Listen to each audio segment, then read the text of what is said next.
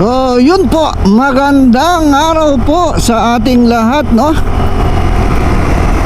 Mapayapang Friday po sa ating lahat. Ayan. Ngayon po ay December 13, Friday. Ayun.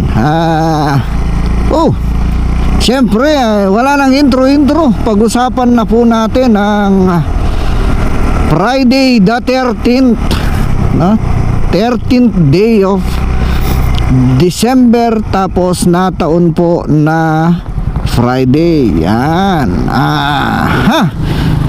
Siyempre, marami po sa atin na naniniwala na medyo hindi kagandahan ng araw po ng Friday the 13th. Pag ang 13th day of the month tumama po ng Friday, naku po, yan yung sinasabi nilang Friday the 13th, medyo hindi kaaya-aya. Sabi nila, yung mga iba pa nga hindi lang yung malas yung araw na yun, yeah? Yung mga iba ginagamit pa nila yung term na nakakatakot daw yung araw na Friday the 13th. Yan, kasi nagsalin-salin na po yan, no? Yung ganyang paniniwala po ng iilan. So malas, medyo may maraming abirya pagka Friday the 13th, di ba? Yan. Marami po, mga iilan po ang naniniwala po sa kasabihan na yan, no? 1,000 taon na ang nakakaraan. 1,000 taon na ako pala.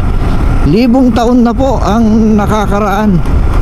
Hanggang ngayon po maraming naniniwala dyan. Pagka medyo inalat po sila o medyo may nangyaring hindi kaaya-aya, sabi ko na Friday the 13th kasi, no? Yan, yung mga ganyan pong paniniwala ng mga iilan, no?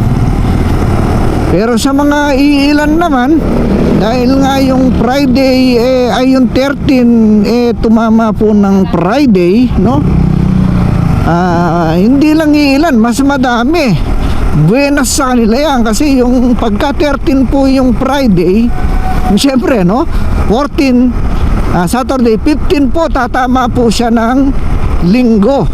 So kung tatama po ng linggo yung 15, so ibig sabihin yung 13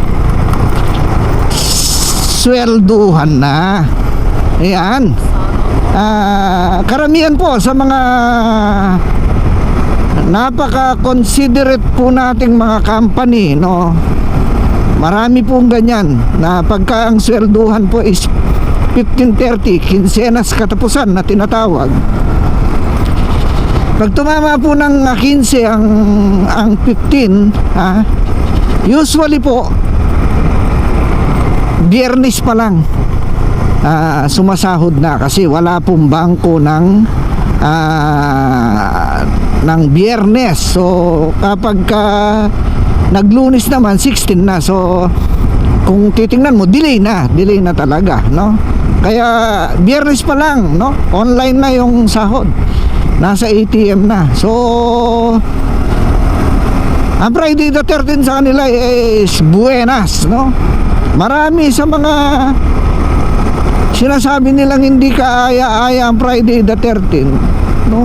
Sabi nung malas, kasi pag-gising nila hanggang hapon walang pera, tapos bigla nilang maaalala wala pa silang sahod at 13 na, no? Saka pa lang nila marirealize na tambay pala sila. Di ba? Ayun ang pinakamatindi, na talagang mamalasing ka, no? Yung siyempre yung Friday, di ba, 13 na siya, tapos walang sahod. Pagising nga ng umaga, walang sahod. Hapon na, Nako, Sabado Linggo 14, 15. Oh. Ngayon, Linggo ng hapon tsaka niya marirealize. 'Di ba? Tambay pala siya. So actually sa mga ganon, no, pasintabi po, no. Sa mga ganon, hindi lang po yung Friday the 13th ang ang alat, no. Yung buong buhay mo habang hindi ka nagbabanat ng buto, alat po talaga, no. Ang pinagmulan po kasi niyan, no, sa akin lang pong kaalaman, no, sa abot lang ng aking makakaya. Sa Biblia tayo, no. Ang pinagmulan po ng termino na Friday the 13th, nung pong si Jesucristo, yung Last Supper po, yung huling hapunan na tinatawag, no. Ang huling dumating na bisita o apostol o ano man ni Jesus nung panahon na huling hapunan ay si Judas, no? Siya yung pang 13 na dumating. Yun po ay Huwebes po ng gabi yun. Sa panahon po nila yon, sa panahon nila. Huwebes po ng gabi yun nung naghapunan sila. At yun din po yung araw na pinagkanulo po ni Judas ang ating pong Panginoong Jesucristo, no? Yan, siya po ang pang 13 na bisita, Huwebes. So kinabukasan po na crucified ang ating pong Panginoon. Kaya ganyan po nagsimula noon po, 1,000 taon na nakakaraan, na doon nagsimula na malas po ang Friday the 13th. O yun, hanggang dito na lang po, no?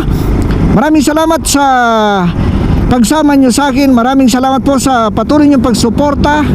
Hanggang sa muli po, salamat.